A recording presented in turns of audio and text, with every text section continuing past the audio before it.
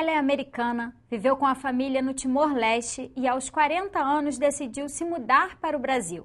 Ela é fotógrafa, com mestrado em artes plásticas e resolveu trabalhar ajudando pessoas que querem contar as histórias de suas vidas.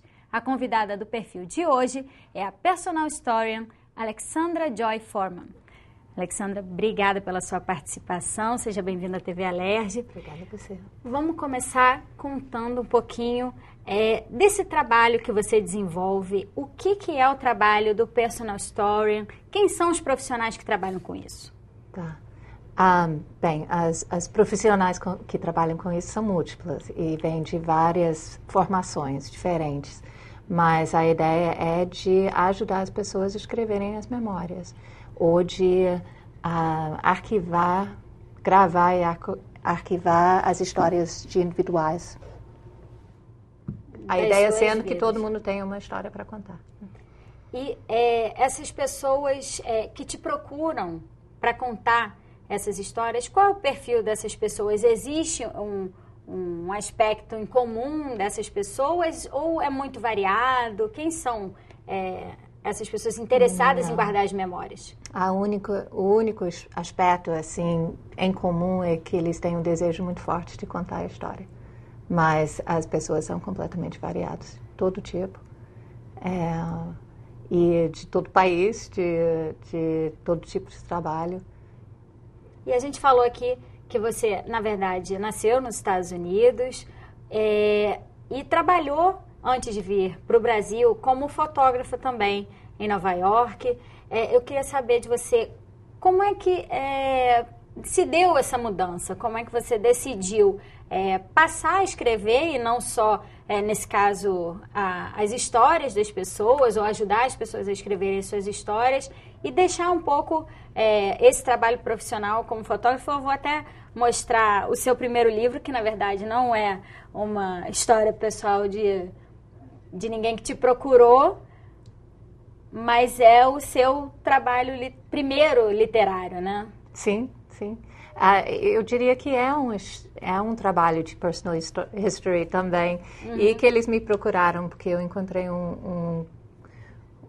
uma coleção de figurinhas pequenininhas que me atraíram, me chamaram, né? Aí eu comprei eles.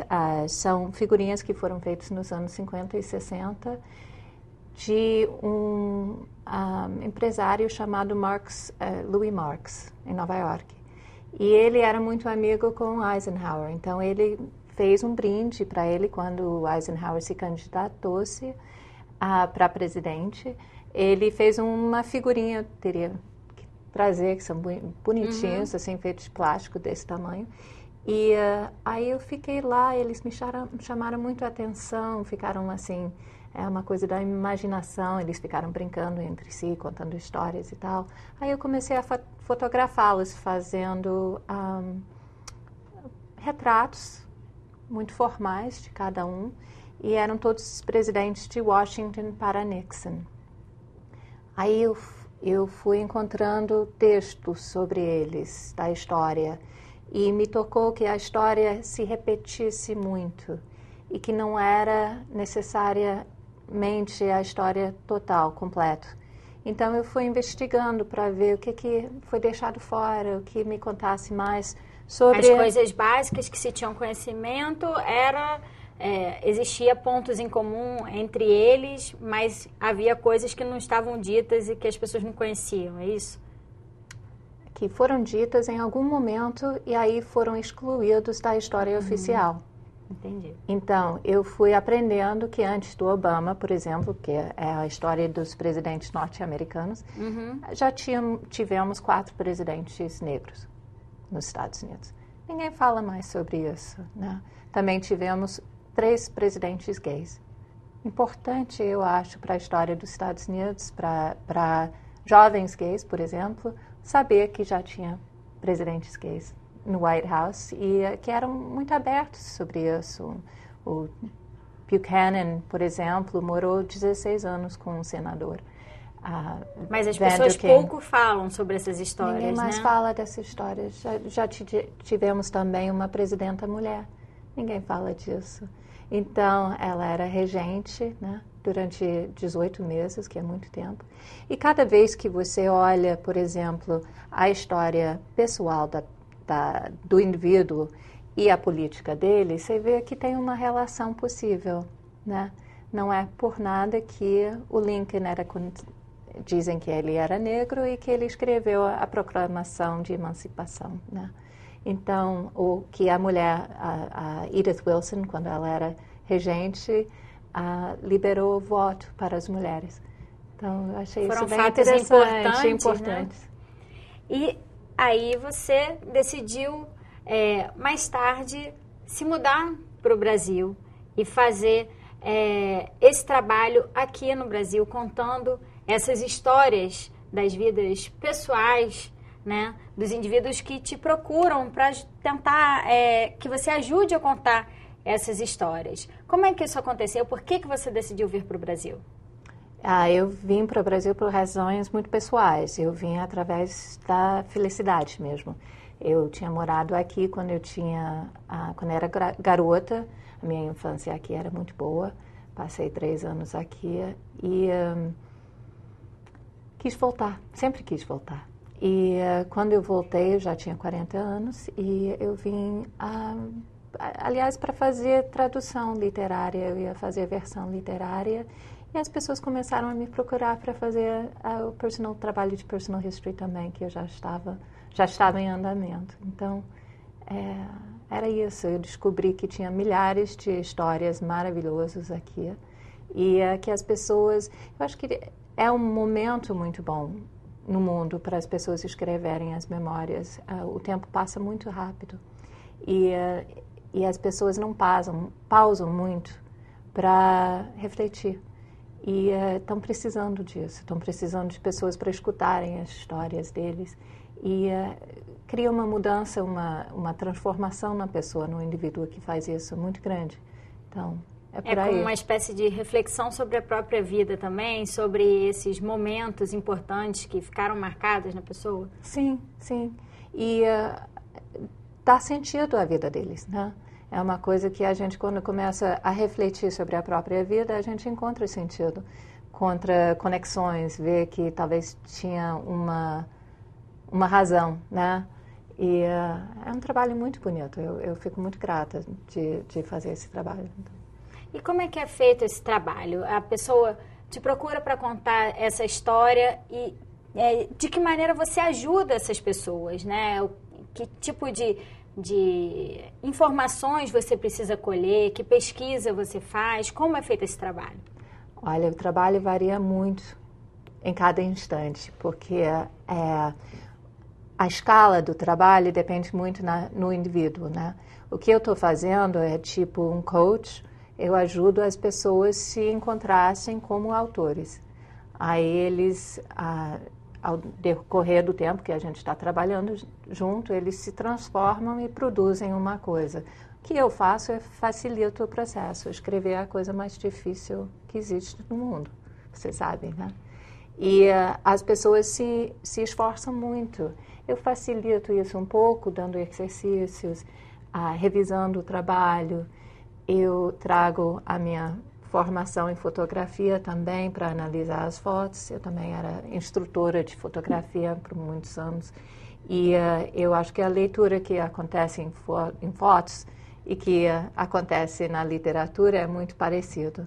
Então, eu junto essas duas coisas, trabalho com designers, trabalho com gráfica, e para produzir livros que pode ser um livro de 300 páginas contando uma história muito completa, imprimido em offset, uma coisa muito linda que dura anos para produzir, e pode ser coisas mais rápidas também, tipo um álbum de família um pouco diferente, onde a gente analisa várias fotos e escreve contos sobre cada um. E eu acho que o que eu venho buscando há muitos anos é a colaboração, continuação entre fotografia, imagem e texto.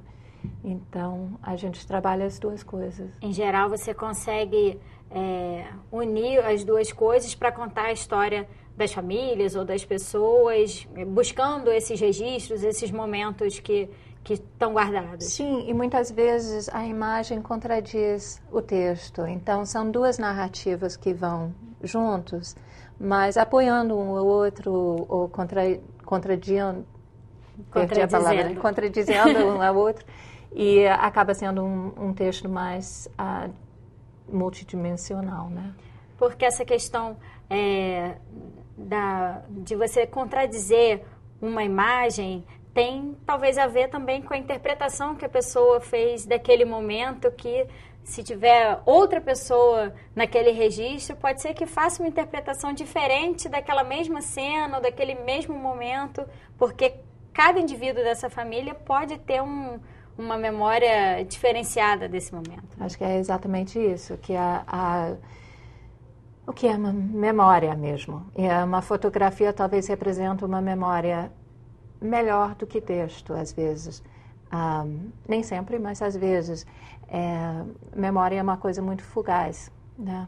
A memória pode vir de um cheiro, pode vir de uma música, de uma coisa mais das sensações do que da mente dos fatos, né?